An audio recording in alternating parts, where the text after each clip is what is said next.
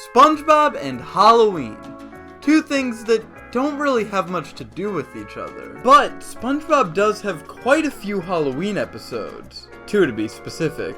But those are just the episodes that take place on Halloween. Aside from those 2, there are plenty of spooky episodes that get you into the Halloween spirit. We're going to be looking at the top 5 best Halloween episodes, based on both their quality and how good they are at getting the viewers into the Halloween spirit.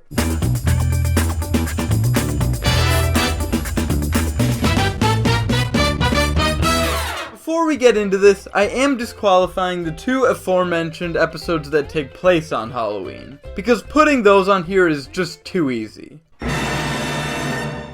This list ended up having a lot less contenders than I thought it would, in terms of episodes that I think both fit the Halloween spirit well and just enjoy a lot. As there are a lot of episodes that fit the Halloween theme, but I wasn't a big fan of them. Most of the episodes in this category I wouldn't call bad, they're just not amazing. More middle of the road than anything. As well as episodes I like, but didn't think that they fit the Halloween theme enough. Because of the second reason, I didn't think this episode was going to make it on the list. But I decided it fit Halloween enough, and it's just a great episode on its own, so it's going on the list. That episode being Shanghai. Now, after all that build-up, you might be thinking, this episode does fit Halloween. And the main reason I felt it doesn't really fit Halloween is the tone. The premise is very Halloweenish, but it has the tone of just another goofy episode of SpongeBob, and that's it. While I feel the other episodes pull off the goofy tone while also having a spooky tone too. But anyway, this episode is about SpongeBob, Patrick, and Squidward climbing a mysterious anchor that ends up on their street. This leads them to the Flying Dutchman's ship, where they become part of his crew. They end up being a bad crew, so the Flying Dutchman says he's going to eat them. They try to steal his sock he says he needs to eat, but they get caught, but to not have his sock destroyed, he gives them 3 wishes. And then whatever the last 30 seconds of this episode are happens. So the main reason this episode made it onto the list, despite it not really having a spooky tone, is just because it's still a great episode. In terms of comedy, and in terms of just being an episode of SpongeBob, this one is better than some of the other episodes on the list. This episode is prime golden age SpongeBob, with constant great joke after great joke. No, wait, it was his mother you said was dirty, not his ship. Ow. From how they waste the first 2 wishes, to SpongeBob and Patrick's attempts to help the Flying Dutchman scare people, to the amazing perfume department scene, to the jokes in this episode that people still reference constantly to this day. There's also a lot of funny small lines of dialogue that you forget about because of all the big jokes surrounding them, which is just how the early episodes of SpongeBob were written. They had constant jokes, so no matter how many times you've seen the episode, there's usually at least a few jokes that you don't remember or are just funnier to you because you hear them less. It's the reason I don't find jokes like this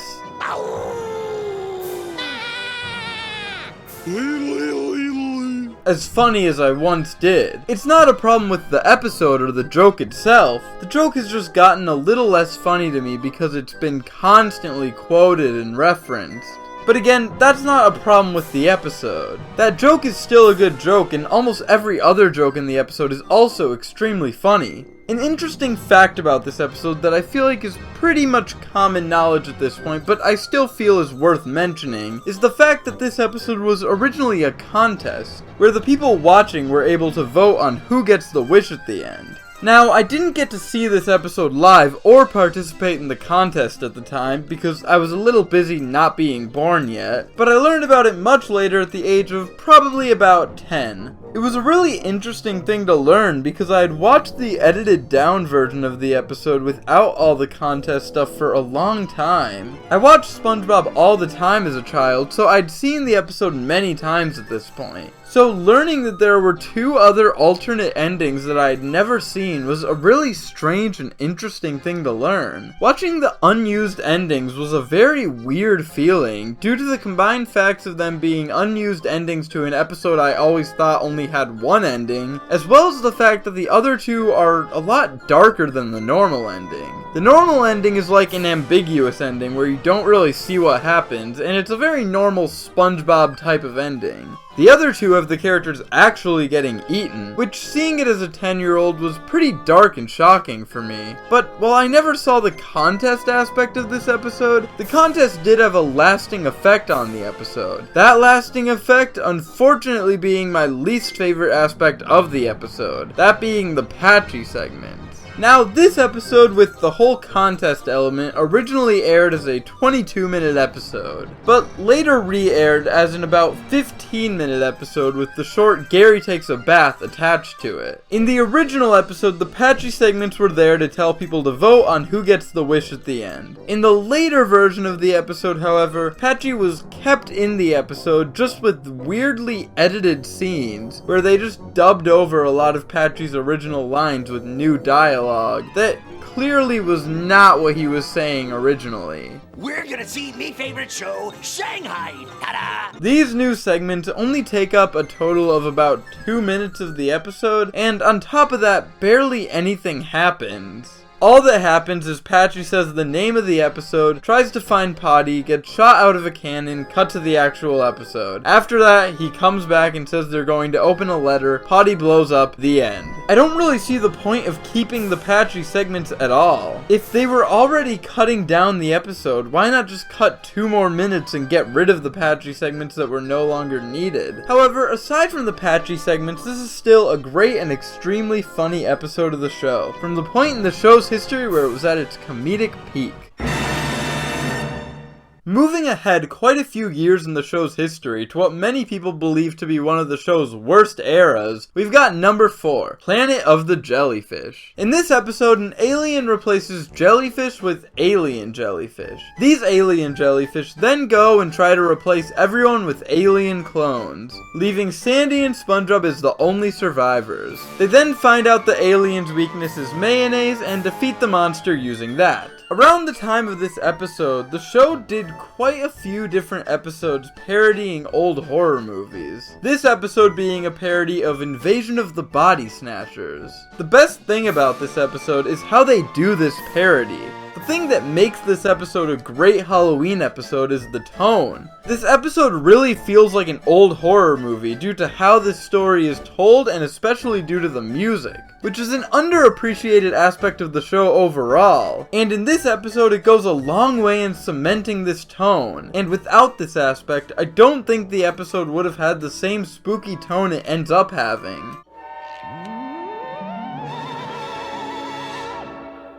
And while this episode, and every other episode on the list for that matter, doesn't really have any moments I would call creepy or scary, the episode has a few moments that definitely do well at having a creepy tone. That tone is the main reason it ended up on this list. In terms of comedy, this episode is probably the weakest on this list. However, that definitely doesn't mean the episode isn't funny, because it does have quite a few funny moments. I like mustard. But they are fewer and further between than the other episodes on the list.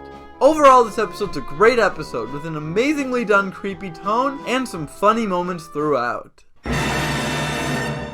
This next episode is probably the least talked about of any episode on this list, but it's an episode that I've always liked. Don't Look Now. This episode is about SpongeBob and Patrick trying to but being unable to watch a horror movie. They end up needing to go home at midnight. Their fear ends up annoying Squidward, so he dresses as the horror movie character to scare them. When they see Squidward in the costume, they think he's being eaten by the fisherman, so they face their fears and save him. One thing I really like about this episode is the story. It's about the characters watching a horror movie, an aspect of Halloween that the show never really delves into. I guess unless you count Crab Board.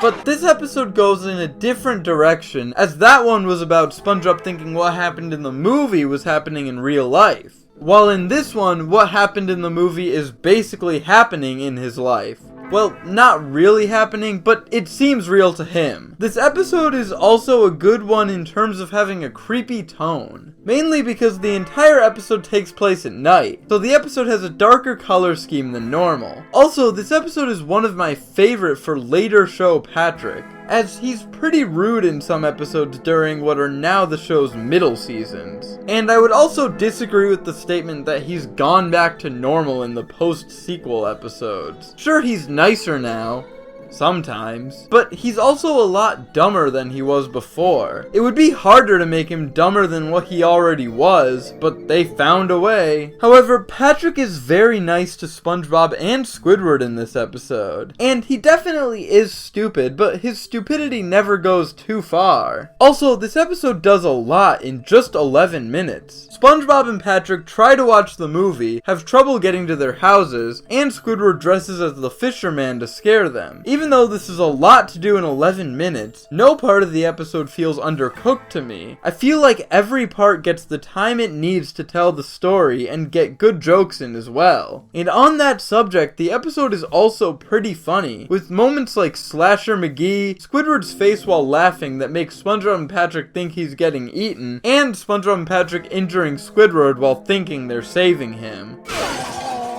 Which, unlike many other episodes where Squidward gets hurt a bunch that people have problems with, in this episode it's actually deserved, because he's doing something wrong, making the moments when he gets hurt funnier. Overall, most of the episode's jokes are pretty funny, well, aside from the underwear switching scene, which is just a weird moment to pause the episode for. But overall, I really like this episode, and I don't know why it's rarely talked about. Actually, let's look at a review. Whether interpreted as a psychic thriller, a gothic horror story, the blackest of comedies, or an intricate study of grief, Don't Look Now grows more complex with each viewing until it encompasses each of these qualities at once. This is the wrong Don't Look Now. Most of the reviews I saw were relatively positive, but not particularly glowing. Most people don't really see this episode as anything great, but I think this episode has a good spooky tone and an interesting idea for a Halloween plot. And the characters are written very well, and the episode's very funny. So I may be in the minority, but I personally believe this episode is great.